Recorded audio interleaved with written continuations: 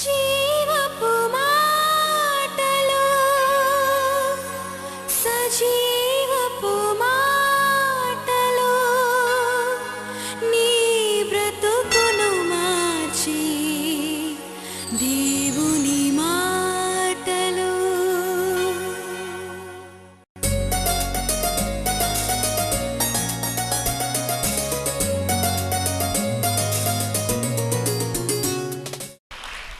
హల్లెలూయా. ఈరోజు కొద్దిగా మీకు వాక్యం అందించి మీ ప్రార్థనలు చాలా శక్తివంతమైంది, బలమైందని మా కుటుంబంలో మేము తెలుసుకుంటున్నాము, సేవా జీవితంలో తెలుసుకుంటున్నాం. Please continue to pray for us. ఈరోజు దేవుని వాక్యం కొరకు నేను ఇలా ధ్యానిస్తున్నప్పుడు ఆలస్యమైన జవాబులు, ప్రార్థనా జవాబులు.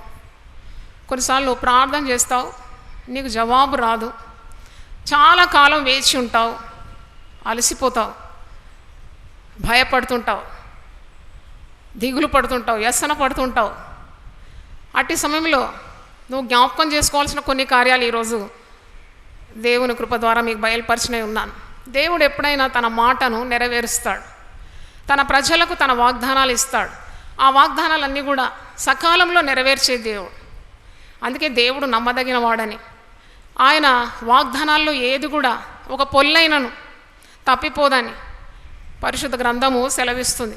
పౌలు భక్తుడు కొరింథీయులకు రాస్తూ అంటాడు, దేవుని వాగ్దానములు ఎన్నైనా అవన్నీ యేసుక్రీస్తునందు అవునన్నట్టుగానే ఉంది కనుక తప్పకుండా దేవుని మాటలు నెరవేరుతుంది. కానీ చాలామందిలో మనం చూస్తాం, వారికి దేవుని మాటలు నెరవేర్పు కొరకు వేచి ఉండడం వారి వల్ల కాదు. ప్రార్థన బాగా చేస్తారు కానీ విసిగిపోతారు, అలసిపోతారు, కొంతకాలం చేసి ప్రార్థనలు వదిలిపెడతారు. అట్టి వారి కొరకు దేవుడు కొన్ని మాటలు ఈరోజు జ్ఞాపకం చేస్తున్నాడు. మీరు చేసే ప్రతి ప్రార్థన దేవుని దగ్గర అది రిజిస్టర్ అయిపోతుంది. నీ ప్రార్థన దేవుని సన్నిధిలో ఎప్పుడు ధూపంగా నిలబడుతుంది.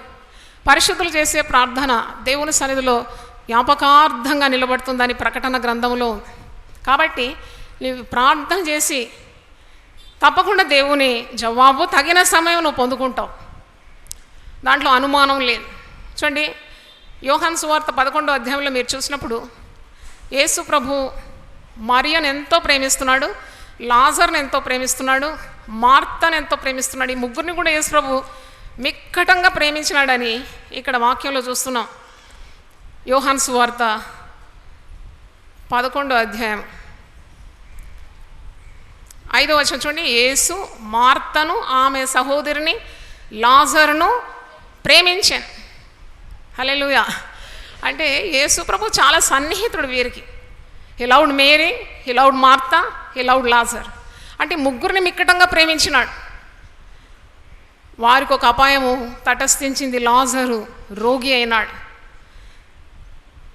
6వ వచనం చూడండి. అతడు రోగి అయి ఉన్నాడని యేసు వినినప్పుడు తానున్న చోటనే ఇంకా 2 దినములు నిలిచాను. ఆయన యేసుప్రభు ఎక్కడున్నాడో అక్కడే ఇంకా 2 రోజులు ఆగిపోయినాడంట. లాజరు రోగిగా ఉన్నాడని తెలుసుకొని కూడా హడావుడిగా ఏం రాలేదు. ఇప్పుడు మనం ప్రేమించిన వారు ఎవరైనా బాగలేదంటే వెంటనే మనం వెళ్ళి వారిని చూస్తాం, పరామర్శిస్తాం. కానీ యేసుప్రభు మరి వీరిని ముగ్గురిని ప్రేమించినాడు, ఎందుకు తడువు చేసినాడు? యేసుప్రభు లాజరు రోగిగా ఉన్నప్పుడు రాలేదు, లాజరు సీరియస్ అయినప్పుడు కూడా రాలేదు, లాజరు చనిపోయినప్పుడు కూడా రాలేదు, చనిపోయి 4వ రోజు వచ్చినాడు. దేవునికి స్తోత్రం. అంటే హీ డిలేడ్. ఎందుకు ఇలా ఆలస్యం చేసినాడు అన్నప్పుడు 3వ వచనం చూడండి. అతని అక్క చెల్లెలు, ప్రభువా ఇదిగో నీవు ప్రేమించువాడు రోగి అయి ఉన్నాడని ఆయన యొద్దకు వర్తమానం పంపిరి. యేసు అది విని, ఈ వ్యాధి మరణము కొరకు వచ్చినది కాదు కానీ దేవుని కుమారుడు దానివల్ల మహిమపరచబడినట్లు దేవుని మహిమ కొరకు వచ్చాను. అంటే దేవుని మహిమ కొరకు కొన్ని కార్యాలు మన జీవితంలో జరుగుతుంది, కొన్ని ఆలస్యాలు జరుగుతుంది. నీవు కొన్నిసార్లు ప్రార్థనకు జవాబు నీవనుకున్న సమయంలో రాదు. నువ్వు ఎంత గంభీరమైన ప్రార్థనలు చేసి దేవుని త్వరపెట్టాలని అనుకున్నా కొన్నిసార్లు జవాబు రావాలంటే దీర్ఘకాలం అయిపోతుంది. కానీ ఎప్పుడైనా మనం విశ్వాసంలో గమనించాల్సింది, నీ ప్రార్థన ఆలస్యమైనంత మాత్రాన దేవుడు నీ ప్రార్థనను అలక్ష్యము చేయడు. దేవుని స్తోత్రం. చప్పట్లు కొట్టి దేవుని స్తుతిద్దాం. Your prayers may be delayed, but delayed prayers are not denials from God. దేవుడు ప్రార్థన ఆలస్యం చేసినాడే కానీ ఎందుకు ఆలస్యం చేసినాడు? ఆ ఆలస్యం ద్వారా దేవునికి మహిమ కలుగుతుంది. చూడండి, లాజరు జ్వరం వచ్చి పడుకున్నాడు, యేసుప్రభువు అక్కడ వచ్చినాడు, ముట్టినాడు, బాగైపోయినాడంటే అంత మహిమ కలుగుతుందా? చనిపోయి లాజరు మరణించి 4వ రోజు యేసుప్రభువు అక్కడికి వచ్చి లాజరు బయటికి రమ్మన్నప్పుడు వెంటనే కుళ్ళిపోయిన ఆ దేహం నుండి సజీవుడై బ్రతికొచ్చినాడంటే తప్పకుండా ఎక్కువ ఘనత ఎప్పుడు కలుగుతుంది? ఆలస్యమైనప్పుడే కదా. ఆలస్యమైనప్పుడే ఘనత దేవునికి కలుగుతుంది. అందుకే అంటున్నాడు, ఈ రోగము అతడు పాపము చేసినందుకు కాదు, ఈ వ్యాధి మరణము కొరకు వచ్చినది కాదు, దేవుని కుమారుడు దానివల్ల మహిమపరచబడినట్లు దేవుని మహిమ కొరకు వచ్చినది. ఒక గుడ్డివాడు, మరి వాడు పుట్టు గుడ్డివాడు కాబట్టి వీడు పుట్టు గుడ్డివాడై పుట్టినాడు, వీడు పాపి కదా, వీడు పాపం చేసినందుకు ఇలాగ అయినాడంటే వీడు చేసినందుకు కాదు, వీడు తల్లిదండ్రులు చేసినందుకు కాదు, దేవుని నామము వీని ద్వారా మహిమపరచబడడానికి. అలా కొన్నిసార్లు మనం ప్రార్థనా పరులు కాము కాబట్టి మన జీవితంలో ప్రార్థనలకు జవాబు రావడం లేదు, దేవుడు ఆలస్యం చేస్తున్నాడు, దేవుడు వినడం లేదు ప్రార్థన అని మనం తప్పుడు అపోహలు పెట్టుకుంటాం. కానీ అలాంటి అపోహలు ఏమి అవసరం లేదు. నీ ప్రార్థన దేవుని సన్నిధికి చేరింది, తప్పకుండా తగిన సమయమందు దేవుడు నిన్ను హెచ్చింపబోతున్నాడు. దేవునికి స్తోత్రం. God will exalt you in due time. ఆయన తప్పకుండా నీకు జవాబిస్తాడు. ఈ ఇశ్రాయేలీయుల చరిత్ర మనం చూసినప్పుడు 400 సంవత్సరాలు వారు బానిసత్వంలో ఉన్నారు. ఫరో యొక్క బానిసత్వంలో ఐగుప్తీయులు వారిని శ్రమ పెడుతున్నారు. 400 సంవత్సరాలు వారు మరి చాలా పనులు అంటే కఠిన శ్రమలు చేసినారు. అప్పుడు వారు అలసిపోలేదు. కానీ దేవుడు వారిని పాలు తేనెలు ప్రవహించు దేశానికి తీసుకొని వెళ్తున్నానని గొప్ప వాగ్దానం ఇచ్చి వారిని అరణ్య మార్గంలో నడిపిస్తున్నాడు, వారికి తరబీదు ఇస్తున్నాడు. ఆ 40 సంవత్సరాలు వారు విసుక్కుంటున్నారన్నమాట. వారు సణుగుతున్నారు, దేవుని మీద అలుగుతున్నారు, మోషే మీద అలుగుతున్నారు. ఎందుకు? మరి 400 సంవత్సరాలు అక్కడ కఠిన పరిశ్రమలు చేస్తున్నారు, చాటవారితో వాళ్ళు కొట్టబడుతున్నారు, బానిసలుగా ఉన్నారు. అప్పుడు వారికి అంత శ్రమ, అంత ఆయాసం రాలేదు. కానీ వాగ్దానాలు పొందుకోవడానికి వారు ప్రయాణమై వెళ్తున్నారు. అప్పుడు వారు చాలా అలసిపోతున్నారు. It took 40 years to reach the promise land. అంటే దేవుడు వారిని అంత పొడుగు దారిలో తీసుకొని వస్తున్నాడు. పరిశుద్ధ గ్రంథం నేను చదివినప్పుడు నిర్గమకాండము 13వ అధ్యాయం 17వ వచనం చూసినప్పుడు దేవుడు తన చిత్తం నెరవేరుస్తున్నాడు. ఎందుకంటే వీరిని దీర్ఘమైన మార్గము, అరణ్య మార్గం గుండా తీసుకొని వస్తున్నాడు. వారు విడిచిపెట్టిన ఐగుప్తు రాజ్యం నుండి దేవుడు వాగ్దానం చేసిన పాలు తేనెలు ప్రవహించు కనాను దేశం వెళ్ళాలంటే కేవలం 2-3 వారాలే పడుతుందట. Maximum 40 days to reach the promise land. కానీ దేవుడు వీరికి తరబీదు ఇవ్వడానికి, శ్రమల్లో దేవుని మహిమను బయలుపరచడానికి, దేవుడు వారికి తోడున్నాడని వారికి జ్ఞాపకం చేయడానికి, వాగ్దాన దేశాన్ని వారు స్వతంత్రించుకోవాలని దేవుని ఉద్దేశం కాబట్టి వారికి ఇలా తరబీదు ఇవ్వడానికి ఈ దీర్ఘమైన ప్రయాణం, అది కూడా అరణ్య యాత్ర, అరణ్య ప్రయాణము వారు మరి చేస్తున్నట్టు మనం చూస్తున్నాం. ఈ అరణ్య ప్రయాణము 40 సంవత్సరాలు చేసినారు. మధ్యలో వారు అలసిపోయినారు, సొమ్మసిల్లిపోయినారు, విరోధంగా తిరుగుబాటు చేసినారు, విగ్రహారాధన చేసినారు. కానీ దేవుడు వారిని వదిలిపెట్టలేదు. మీరు వాక్యాలు చూస్తే పగలు మేఘస్తంభంగా, రాత్రి అగ్నిస్తంభంగా. అంటే దేవుని నమ్మకత్వం చూడండి. సదాకాలం మీకు తోడుగా ఉంటానంటే ఇశ్రాయేలు ప్రజలకు దేవుడు వదలలేదు, విడవలేదు, సదాకాలం వారికి తోడుగా ఉన్నారు. దేవుని వదిలిపెట్టినారు. వారు ఒక పోత దూడను చేసుకొని నీవే మాకు దేవుడు అని ఆ పోత దూడను ఆరాధించినారు. వారు ఎన్ని పర్యాయములు దేవునికి దూరం పోయినా దేవుడు వారిని వదిలిపెట్టలేదు. కానీ దేవుని శిక్ష వారు అనుభవించినారు. ఎందుకంటే వారికి తగిన విశ్వాసం లేదు. వారు విశ్వాసం లేకుండా వారు ఏమంటున్నారు ఒకసారి చూడండి. వారు వెనుకకు వెళ్ళిపోదామంటున్నారు.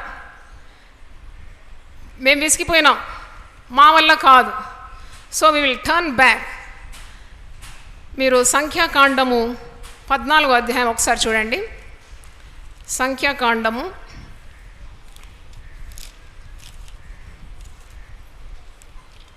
14వ అధ్యాయము. అప్పుడు ఆ సర్వ సమాజము ఎలుగెత్తి కేకలు వేశాను. కేకలు వేసే అవసరం ఏముంది? కావలసినవన్నీ దేవుడు ఇస్తున్నాడు కదా. మన్నా ఇస్తున్నాడు, కడుపు నిండా తింటున్నారు. పగలు మేఘస్తంభం, రాత్రి అగ్నిస్తంభం. వారి చెప్పులు అరిగిపోవడం లేదట, వస్త్రములు పాతగిలడం లేదు. ఎర్ర సముద్రము పాయలు చేసిన దేవుడు, ఆరిన నేలను నడిపించిన దేవుడు. అనేకమైన ఆశీర్వాదాలు వారు పొందుతున్నారు, కానీ ఆ దీవెనలను వారు లెక్క పెట్టడం లేదు. వారు ఎలుగెత్తి కేకలు వేస్తున్నారట. ఇలాంటి పరిస్థితులు మన జీవితంలో కూడా వస్తుంది. దేవుడు అనేకమైన మేళ్ళను నీకు ఇస్తూ ఉంటాడు, నీతోనే ఉంటాడు, నీకు కావాల్సిన ఆశీర్వాదాలన్నీ ఇస్తాడు, కానీ అవి నువ్వు గమనించకుండా కేకలు వేస్తూ ఉంటావు. మరి ఇక్కడ ప్రజలు ఆ రాత్రి ఎలుగెత్తి ఏడ్చిరి, ఎలుగెత్తి కేకలు వేసిరి, ఎలుగెత్తి ఏడ్చి. కొందరు ఏడుస్తూ ఉంటారు. దేవుడిచ్చిన ఆశీర్వాదాలు లెక్క పెట్టరు. అందుకే ఇక్కడ ఇశ్రాయేలుకు జరిగినది అంతా కూడా అది యుగాంతమందు మనకు బుద్ధి చెప్పుటకు దృష్టాంతములుగా ఉందని పౌలు కొరింథీయులకు రాస్తున్నాడు. ఇక్కడ చూడండి 3వ వచనం. వారు ఎలుగెత్తి ఏడ్చిరి, మరియు ఇశ్రాయేలులందరూ మోషే అహరోన్ల పైన సణుగుకొనిరి. ఆ సర్వ సమాజము, అయ్యో ఐగుప్తులో మేము ఏల చావలేదు. కొందరు చావు కోరుతూ ఉంటారండి, ప్రార్థనలు చేస్తూ ఉంటారు, కానీ అంటారు చస్తే బాగుండు, చావెందుకు నాకు రావడం లేదు, అయ్యో నేను పారిపోతాను, నేను ఎక్కడన్నా వెళ్ళిపోతాను. నువ్వు ఎక్కడ వెళ్ళినా కానీ సమస్యలు నీతోనే వస్తుంది కదా. నువ్వు చావు కోరుకుంటే వచ్చేదా? నీవు దేవుని భయభక్తుల్లో ఉండి నీ దినముల లెక్క దేవుడు సంపూర్తి చేయాలి కదా. దేవుని చిత్తం నువ్వు జరిగించాలి కదా. చక్కని వాగ్దాన దేశంలో, సంపన్న దేశంలో, పాలు తేనెలు ప్రవహించే దేశంలోకి వెళ్తున్నాం. ఇక మాకు బానిసత్వమే లేదు, ఇంకా గొప్ప స్వాతంత్రమే. దేవుడు ఎంత మేలు ఉద్దేశించినాడో ఇశ్రాయేలు ప్రజలన్నీ మర్చిపోయి వారి జీవితంలో గునుగుతూ సణుగుతూ తిరుగుబాటు, కేకలు వేయడం, ఏడవడం, తిరిగి మేము మా పాత స్థితికి వెళ్ళిపోతాం, మాకేంటిది, ఇక్కడెందుకు మేము చావాలి. ఇలాంటివి చాలామంది విశ్వాసుల జీవితంలో ఉంటుంది. తప్పకుండా నీ ప్రార్థనలకు దేవుడు ఒకరోజు జవాబు ఇస్తాడు. It may take a long time, but do not worry. Once you have prayed and submitted yourself to God, it is God's responsibility to answer your prayer in due time. దేవునికి ఒక సమయం ఉన్నది. God has a perfect timing. కానీ హృదయంలో దేవుని వాగ్దానాలన్నీ కూడా స్మరించుకోవాలి. దాదాపు 7,000 వాగ్దానాలు ఉన్నాయంట పరిశుద్ధ గ్రంథంలో. 1,000 మాత్రం మనం చిన్న పుస్తకంలో అచ్చు చేసినాం, కానీ 7,000కు పైగా వాగ్దానాలు ఉన్నాయి. అంటే దేవుని మాటలు ఉన్నాయి. ఆ మాటల ద్వారా నువ్వు ధైర్యం పొందుకోవాలి, నిబ్బరం కలిగి ఉండాలి, ఆ జవాబు వచ్చే వరకు కనిపెట్టాలి. దేవునికి ఎంత మహిమ కలుగుతుంది. దీర్ఘకాలము నువ్వు ప్రార్థన చేసి కన్నీళ్లతో దేవుని వెతికిన తర్వాత చాలా సమయం గతించిపోయేది. తర్వాత దేవుడు నిన్ను కనికరించి ఆ ప్రార్థనకు జవాబిచ్చినప్పుడు ప్రజలందరూ ఎదుట నిజంగా దేవుడు నిన్ను ప్రేమిస్తున్నాడని వెల్లడైపోతుంది కదా. చప్పట్లు కొట్టి దేవుని స్తుతిద్దాం. హల్లెలూయా. God will prove his love towards you even though your prayers are answers to your prayers are delayed. కాబట్టి నువ్వు ప్రార్థనలో విసుకకూడదు, ప్రార్థన మరవకూడదు, ప్రార్థనలో పట్టుదల కలిగి ఉండాలని వాక్యంలో ఉంది. పట్టుదల కలిగి ఉండాలట, అసలు ప్రార్థన అనేది వదిలిపెట్టొద్దట. యెషయా 65:4 వచనం ఒకసారి చూడండి. యెషయా 65:4. తన కొరకు కనిపెట్టు అని విషయమై నీవు తప్ప తన కార్యము సఫలము చేయు మరి ఏ దేవునిని ఎవడు ఏ కాలమున చూసి ఉండలేదు. అట్టి దేవుడు కలడన్న సమాచారం మనుషులకు వినబడలేదు, అట్టి సంగతి వారికి తెలిసి ఉండలేదు. జీవం గల దేవుడు కదా మన దేవుడు. ఈరోజు ఒకవేళ నీవు మనసులో అనుమానపడుతున్నావేమో, దేవుడు ఈ మాటలు మాట్లాడుతున్నాడు. మీలో ఎవరు చాలా కాలం ప్రార్థన చేసి ఇంకా జవాబులు పొందుకోలేదు? అసలు దేవుడు వింటున్నాడా? కొందరు అంటారు అసలు దేవుడు ఉన్నాడా? నా ప్రార్థనలు ఏమైనాయి? నీ ప్రార్థనలు అన్నీ కూడా దేవుని సముఖంలో ఉన్నాయి. తగిన కాలమందు దేవుడు ఆ ప్రార్థనకు జవాబు ఇవ్వబోతున్నాడు. దేవునికి స్తోత్రం. నువ్వు ఎలా ఉండాలి? కీర్తనకారుడు అంటున్నాడు, కీర్తనలు 27:14 వచనం చూడండి. యెహోవా కొరకు కనిపెట్టుకొని ఉండుము, ధైర్యము తెచ్చుకొని నీ హృదయమును నిబ్బరముగా ఉంచుకొనుము. యెహోవా కొరకు కనిపెట్టుకొని ఉండు కదా. కొందరు స్త్రీలు భర్తల మారుమనసు కొరకు ప్రార్థన చేసి అలసిపోతున్నారు. ఎప్పుడు మారతాడో అని. ఎందుకు మారడు? ఆయన అబద్ధికుడు గాడు కదా. వారు ఆయన తట్టు చూడగా వారికి వెలుగు కలిగిన వారి ముఖములు ఎన్నడూ లజ్జింపకపోవును. ఆయన కొరకు కనిపెట్టు వారిలో ఎవరు సిగ్గునందినారు. నీకు అవమానం సిగ్గు కలగనేరదు, ఎందుకంటే దేవుడు నమ్మదగిన దేవుడు. కొన్నిసార్లు ఈ ఆలస్యాలు ఎందుకు అవుతుందంటే నీకు చాలా తరబీదు ఇస్తాడు. God will train you much. చూడండి ఒకసారి ఈ మాట చూడండి, ద్వితీయోపదేశకాండము 8:2-8 నేను చదువుతున్నాను. మీరు బ్రతికి అభివృద్ధి పొంది యెహోవా మీ పితరులతో ప్రమాణం చేసిన దేశంలోకి పోయి దాన్ని స్వాధీనపరచుకున్నట్లు నేను నీకు ఆజ్ఞాపించిన ఆజ్ఞలన్నింటినీ అనుసరించి నడుచుకునవలేను. మరియు నీవు ఆయన ఆజ్ఞలను గైకొందవలేదో నిన్ను శోధించి నీ హృదయంలో ఉన్నది తెలుసుకున్నట్లుగా నిన్ను అణుచు నిమిత్తము అరణ్యములో ఈ 40 సంవత్సరములు దేవుడని యెహోవా నిన్ను నడిపించిన మార్గమంతటిని జ్ఞాపకము చేసుకో. అంటే దేవుడే నడిపించినాడు 40 సంవత్సరాలు. 3వ వచనం చూడండి, ఆహారం వల్లనే గాక యెహోవా సెలవిచ్చిన ప్రతి మాట వలన నరులు బ్రతుకుతున్నాను. నీకు తెలియజేయుటకు ఆయన నిన్ను అణిచి నీకు ఆకలి కలుగజేసి నీవే కానీ నీ పితరులే కానీ ఎన్నడెరు కానీ మన్నాతో నిన్ను పోషించాను. నీ 40 సంవత్సరములు నీవు వేసుకున్న బట్టలు పాతగిలలేదు, నీ కాలు వాయలేదు. ఒకడు తన కుమారుని ఎట్లు శిక్షించినో అట్లే నీ దేవుడని యెహోవా నిన్ను శిక్షించువాడని నీవు తెలుసుకొని ఆయన మార్గంలో నడుచుకున్నట్లు ఆయనకు భయపడినట్లు నీ దేవుడని యెహోవా ఆజ్ఞలను గైకొనవలెను. తండ్రి తను ప్రేమించే బిడ్డలను శిక్షించే రీతిగా దేవుడు వీరిని పోషిస్తూ వీరిని కాపాడుతూ వీరి అవిధేయతకు శిక్షలు ఇస్తూ ఆ విధంగా తండ్రి వలె నడిపించినాడని మనం చూస్తున్నాం. ఈ ప్రయాణంలో ఆ ఇశ్రాయేలు ప్రజలు చేసినట్లు మనం చేయకూడదు. కొన్నిసార్లు ఆలస్యమైనంత మాత్రాన దేవుడు నిన్ను విడిచిపెట్టినాడని నీవు నిరాశపడకూడదు. నీకు ఒక గురి ఉన్నది, నీకు ఒక గమ్యం ఉంది, నీకు తోడు దేవుడున్నాడు. కాబట్టి దేవుని కలిగిన ప్రజలుగా ఆయన వాగ్దాన దేశానికి మనం చేరుకోవాలని మనం నేర్చుకుంటున్నాం. తర్వాత ఆలస్యం, ఒకవేళ ప్రార్థనలకు జవాబు ఆలస్యమైన దేవుడు తప్పకుండా నెరవేరుస్తాడు నీ ఆశలు. Psalms 37:7-8 యెహోవా ఎదుట మౌనముగా ఉండి ఆయన కొరకు కనిపెట్టుకొనుము. తన మార్గమున వర్ధిల్లు అని చూచి వ్యసన పడకుము. దురాలోచనలు నెరవేర్చుకొను అని చూచి వ్యసన పడకు. ఈ వ్యసనం అనేది తొలగించుకోవాలి. వాళ్ళకి అది ఉంది, నాకు ఇది లేదు. వాళ్ళకు దేవుడు బాగా ఇస్తున్నాడు, నాకు ఇవ్వడం లేదు. వాళ్ళు చూడండి ఎంత పైకి వచ్చారో, నేను ఇలాగే ఉన్నాను. వాళ్ళ వ్యాపారం చాలా అభివృద్ధి పొంది, నాది ఇంకా ఇలాగే ఉంది. ఇలాంటి వ్యసనము దేవుని బిడ్డలకు తగదు. ఎందుకంటే నీవు దేవుని మీద ఆనుకొని ఉన్నావు కదా. ఎవరి మనస్సు నీ మీద ఆనుకొని ఉన్నావు వాడిని పూర్ణ శాంతి గలవానిగా చేస్తానన్నాడు కదా. నీకు అనవసరం దేవుని దగ్గర కనిపెట్టి మౌనంగా ఉండాలట. తొందరపాటు అవసరం లేదట. తొందరపడి నడిచేవాడు తన ప్రవర్తనలో అస్థిరంగా ఉంటాడట. దేవుని దగ్గర కనిపెట్టడం నేర్చుకోవాలి.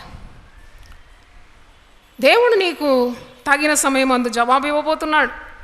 కాబట్టి నువ్వు వ్యసన పడే అవసరం లేదు. కోపము మానుము, ఆగ్రహం విడిచిపెట్టుము, వ్యసన పడకము, అది కీడుకే కారణం. కీడు చేయవారు నిర్మూలమగుదురు. యెహోవా కొరకు కనిపెట్టుకుని వారు దేశమును స్వతంత్రించుకుంటారు. దేవునికి స్తోత్రం, హల్లెలూయా. ప్రసంగి 3:11 ఒకసారి చూడండి. దేని కాలముందు అది చక్కగా ఉండునట్లు సమస్తమును ఆయన నియమించి ఉన్నాడు. ఆయన శాశ్వత కాల జ్ఞానమును నరుల హృదయమందు ఉంచి ఉన్నాడని కానీ దేవుడు చేయు క్రియలను పరిశీలన తెలుసుకున్నట్టుకు అది చాలదు. 3:1 చూడండి. ప్రతి దానికి సమయం కలదు. ఆకాశం క్రింద ప్రతి ప్రయత్నమునకు సమయం కలదు. పుట్టుటకు, చచ్చుటకు, నాటుటకు, నాటబడిన దాన్ని పెరిగివేయుటకు, చంపుటకు, బాగు చేయుటకు, పడగొట్టుటకు, కట్టుటకు, ఏడ్చుటకు, నవ్వుటకు, దుఃఖించుటకు, నాట్యమాడుటకు, రాళ్లను పారవేయుటకు, రాళ్లను కుప్పవేయుటకు, కౌగలించుకొనుటకు, కౌగలించడం మానుటకు, వెతుకుటకు, పోగొట్టుకొనుటకు, దాచుకొనుటకు, పారవేయుటకు, చింపుటకు, కుట్టుటకు, మౌనంగా ఉండుటకు, మాట్లాడుటకు, ప్రేమించుటకు, ద్వేషించుటకు, యుద్ధము చేయుటకును, సమాధాన పడటకు, ప్రతి దానికి దేవుని సమయము ఉన్నది. దేవుని స్తోత్రం, హల్లెలూయా. అన్ని దేవుడు చూసుకుంటాను లేని ప్రార్థన మానకూడదు. కానీ నువ్వు ప్రార్థన చేస్తూ ఉంటే దేవుడు నిన్ను నడిపిస్తూ ఉంటాడు, తన చిత్తం బయలుపరుస్తూ ఉంటాడు. నీకెంతో తరబీదు ఇస్తూ ఉంటాడు. దేవుని మీద ఆనుకోవడం నేర్పిస్తూ ఉంటాడు. శ్రమల ద్వారా పాఠాలు నేర్పిస్తాడు. శ్రమను ఉండుట నాకు మేలైంది, ఎందుకంటే నీ కట్టడలను నేను నేర్చుకుంటున్నాను. శ్రమ కలగకముందు నేను త్రోవ విడిచినాను, ఇప్పుడైతే నీ మార్గంలో నేను నడుచుకుంటున్నానని వాక్యంలో మనం చూస్తున్నాం. కనుక నీవు దేవుని యొక్క కార్యం కొరకు ఎదురు చూస్తూ ఉండాలి. యెహోవా కొరకు ఎదురు చూసేవారు నూతన బలం పొందుతారు. వారు పక్షిరాజుల వలె రెక్కలు చాపి పైకి ఎగురుతారు. వారు అలయరు, సొమ్మసిల్లరు, ఎందుకంటే వారికి నీరసత్వం రాదు. They always wait upon the Lord. అందుకే వారు మరి చురుగ్గా ఉన్నారు. వారు భయపడడం లేదు, దిగులు పడడం లేదు, వ్యసన పడడం లేదు. దేవునికి ఒక చిత్తం నా జీవితంలో ఉంది, ఆ చిత్తం నెరవేర్చటకు నేను కనిపెడుతూ ప్రార్థన చేస్తున్నాను. తప్పకుండా దేవుని ఆ ప్రణాళిక నా జీవితంలో, నా కుటుంబంలో నెరవేరుతుందనే ఒక దృఢమైన నమ్మకం. దేవుని స్తోత్రం, హల్లెలూయా. అంటే నీ విశ్వాసం ద్వారా నువ్వు దేవుని ఘనపరుస్తూ ఉన్నావు, నీ అవిశ్వాసం ద్వారా దేవుని కించపరుస్తూ ఉన్నావు. అందుకే విశ్వాసము లేకుండా దేవునికి ఇష్టలై ఉండట అసాధ్యం. దేవుని యొద్దకు వచ్చేవారు దేవుడు ఉన్నాడని నమ్మాలి, వెతుకు వారికి తగిన ఫలం ఇస్తాడని నమ్మాలి. యెషయా 30:18 చూడండి. యెషయా 30:18. కావున మీ యందు దయ చూపవలనని యెహోవా ఆలస్యము చేయుచున్నాడు, మిమ్మను కరుణింపవలనని ఆయన నిలువబడి ఉన్నాడు. అంటే ఇంకా నీవు కనిపెట్టాలి, ఇంకా నువ్వు ప్రార్థన చేయాలి, దేవుని కనికరం కొరకు ఎదురు చూడాలి. ఆయన నీకు దొరుకు కాలమున ఆయనను వెతకాలి. ఆయన సమీపంగా ఉన్నప్పుడు నువ్వు వేడుకోవాలి. ఆయన నిన్ను కరుణింపవల్ల నిలబడి ఉన్నాడు. నీ ప్రార్థనలకు తగిన సమయం అందు ఆయన జవాబు ఇవ్వబడుతున్నాడు. కాబట్టి తొందరపాటు అవసరం లేదు. చాలామందిని చూస్తాను, విశ్వాసులను దేవుని వాక్యాన్ని వింటారు కానీ దాని ప్రకారం వారు జీవించరు, దేవుని నమ్మరు. చాలా తొందరపాటు. ఇక్కడికి పరిగెత్తాలి, అక్కడ పరిగెత్తాలి, ఆ భక్తుడు తల మీద చేయించాలి, ఈ భక్తుడు ఉంచాలి, వారి మాటలు వినాలి, వీరి మాటలు గాలికి చెదరగొట్టబడు పొట్టులాగా అయిపోతున్నారు. ఒక్క దగ్గర కుదురుకొని దేవుని వాక్యంలో చక్కగా ఎదగాలి, ఆయనలో ఉండి ఫలించాలి, ఆయన నాకు ఫలమిచ్చే దేవుడు అని మర్చిపోతారు. నువ్వు మనుషులను ఆశ్రయిస్తారు, శాపగ్రస్తులైపోతారు. నువ్వు దేవుణ్ణి నమ్ముకోవాలి, ఆయన కృప కొరకు కనిపెట్టాలి. ఆయన కరుణించే దేవుడు, ఆయన కరుణించి నిన్ను కరుణించాలని, ఆయన నీ మీద తన కృప చూపాలని జాలితో వేచి ఉన్నాడని వాక్యంలో మనం చూస్తున్నాం. అందుకే ఆయన ఆలస్యం చేస్తున్నాడు. ఆలస్యం అలక్ష్యం కాదు, నీ మీదనే గురి పెట్టుకొని ఉన్నాడు. ఆయనకు ఒక ప్రణాళిక నీ జీవితంలో ఉంది. నేను శ్రమలు అనుమతిస్తున్నాడు, ఆలస్యం అనుమతిస్తున్నాడు. మరి ఈ యొక్క శ్రమల్లోనే నీవు తయారవుతున్నావు, నువ్వు దేవుని దగ్గరగా అవుతున్నావు, దేవుని కార్యాలు నేర్చుకుంటున్నావు, ప్రార్థన నేర్చుకుంటున్నావు, దేవుని ప్రేమ అనుభవిస్తున్నావు. కాబట్టి దేవునికి తెలియకుండా నీ జీవితంలో ఏ కీడు కూడా సంభవించదు. ప్రార్థించుటకు మానకూడదు, విసుగకూడదు, అలసిపోకూడదు, సొమసెలిపోకూడదు. జీవితంలో నువ్వు ధైర్యంగా ఉండాలి, దేవుని మీద ఆధారపడాలి. ఆయన ఒక్కసారి తన మరి ప్రార్థనకు జవాబు ఇచ్చినప్పుడు నీ దుఃఖం ఎలాగ ఎగిరిపోతుంది, నీ నిట్టూర్పు ఎలాగ ఎగిరిపోతుంది, చీకటిమయమైన నీ జీవితం ఎలాగో ప్రకాశవంతమవుతుందో అదొకసారి గుర్తు చేసి నేను ముగిస్తాను. యెషయా 30:26 చూడండి. దేవుడు ఒక్కసారి నీ జీవితంలో ప్రకాశించినప్పుడు ఏ విధంగా ఉంటుంది? యెషయా 30:66. యెహోవా తన జనుల గాయము కట్టి వారి దెబ్బను బాగు చేయి దినమున చంద్రుని వెన్నెల సూర్యుని ప్రకాశం వలె ఉండు. సూర్యుని ప్రకాశము 7 దినముల వెలుగు ఒక్క దినమున ప్రకాశించినట్లుండును. హల్లెలూయా చెప్తారు ఒకసారి. ఒక్క సూర్యునే తట్టుకోలేము మనం. ఒక్కసారి దేవుడు నీ జీవితంలో ప్రవేశిస్తే నీ ప్రార్థనలు నీ స్తుతులు దేవుడు అందుకొని జవాబిచ్చే వేళ ఇలాగుంటుంది. ఆయన తన జనుల గాయము కట్టిన దినము ఎలాగుంటుంది, ఆ గాయాలు బాగు చేసిన దినం ఎలాగుంటుంది? చంద్రుని వెన్నెలనే సూర్యుని ప్రకాశం కంటే మిన్నగా ఉంటుంది. ఒక సూర్యుని ప్రకాశం 7 దినములు ఒకేసారి 7 సూర్యులు ప్రకాశించినట్టు జీవితము వెలుగుమయమైపోతుందని వాగ్దానం ఉంది. దేవుని స్తోత్రం. చప్పట్లు కొట్టి దేవుని స్తుతిద్దాం. హల్లెలూయా, హల్లెలూయా. తలలు వంచండి, ప్రార్థన చేసుకుందాం. ప్రభా నీ పరిశుద్ధ నామమున స్తోత్రం. మాతో నువ్వు మాట్లాడినావు తండ్రి. మాకు ఆ భయ వాక్కులు ఇచ్చినందుకు వందనాలు చెల్లిస్తున్నాను. మమ్మల్ని ఆదరించినందుకు నేను స్తుతిస్తున్నాను. చాలాసార్లు సణుగుతూ గొణుగుతూ అలసిపోతూ నీరసించిపోతూ ఎందుకు మా ప్రార్థనలకు జవాబు రాలేదు, ఎంతకాలం నేను ప్రార్థించాలి, అయ్యో దేవుడు నన్ను విడిచిపెట్టినాడా, నా ప్రార్థనలు వినడం లేదా అనే అనుమానాన్ని మీరు దేవుని వాక్యం చేత చెదరగొట్టినందుకు వందనాలు చెల్లిస్తున్నాను. ఈ శ్రమలన్నిటి నుండి విడిపించే నాయకుడమైన నిన్ను చూసి నేత్రాలు దయచేయమని ప్రార్థన చేస్తున్నాం. మా సమస్యలన్నిటికీ పరిష్కారమే నీవే, ఏసే నా పరిహారి అని ప్రభా నిన్ను నమ్ముకొని ప్రార్థనలు చేయడానికి సహాయం దయచేయండి. గొప్ప దేవుడో మాకున్నావు. ఈరోజు దేవుని వాక్యము ఇక్కడ విన్నవారు, టీవీ ద్వారా విన్నవారు కూడా తమ జీవితాలను చక్కబెట్టుకోవడానికి సహాయం దయచేయండి.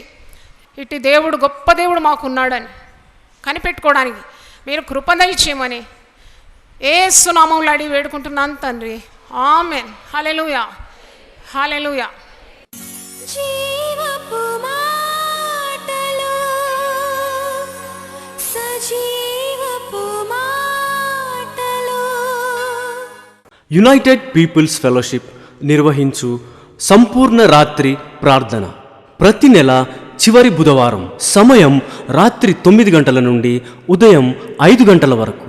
స్థలం centenary Baptist church, clock tower దగ్గర, సికింద్రాబాద్.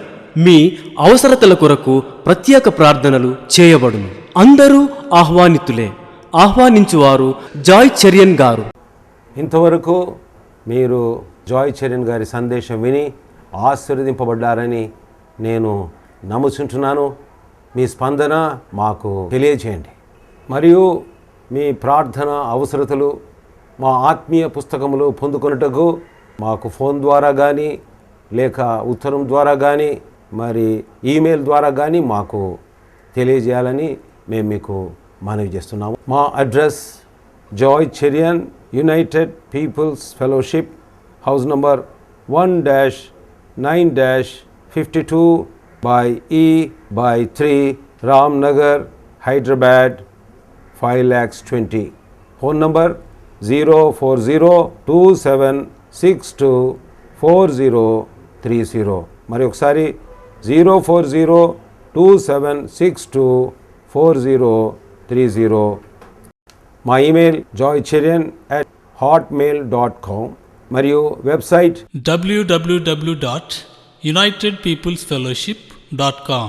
మా ప్రార్థనా కూటములు ప్రతి శుక్రవారం రామ్నగర్ ఆలయంలో ఉపవాస ప్రార్థనలు సాయంత్రం 4 నుండి 8:30 గంటల వరకు ఉంటుందని తెలియజేస్తున్నాను మరియు ఆ కూటములకు ఆహ్వానిస్తున్నాను. మరియు ప్రతి ఆదివారం రామ్నగర్ ఆలయంలో ఉదయకాల ఆరాధన 6 నుండి 8:30 గంటల వరకు మరియు ఆదివారం సాయంత్రం 5 నుండి 8:30 గంటల వరకు జిఎన్ గార్డెన్ ఫంక్షన్ హాల్, చేపల మార్కెట్, పార్షిగుట్ట దగ్గర, రామ్నగర్లో సిస్టర్ జాయ్ చెరియన్ గారు ఆశీర్వాదములు కలిగించు దేవుని 1000 ఆదేశములు అక్కడ అందిస్తారని మనవి చేస్తుంటున్నాను. యెహోవా మా ప్రభువా, ఆకాశములలో నీ మహిమను కనపరచువాడా, భూమి అందంతటా నీ నామము ఎంత ప్రభావము గలది. కీర్తనలు 8:1. ప్రతి మంగళవారము ఉదయం 10 గంటల నుండి 1 గంట వరకు జాయ్ చెరియన్ గారు దేవుని 1000 నామముల శీర్షికను మరొకసారి ప్రసంగిస్తున్నారు. స్థలం యునైటెడ్ పీపుల్స్ ఫెలోషిప్, రామ్నగర్ ఆలయంలో. అందరికీ ఆహ్వానం. దైవనామములు ధ్యానించి దైవశక్తిని అనుభవించండి. ఈ టీవీ కార్యక్రమం ముందుకు కొనసాగించబట్టకు ప్రార్థించి సహకరించాలని మనవి చేస్తున్నాం. దేవుడు మిమ్మల్ని దీవించుగాక. నిరాశలను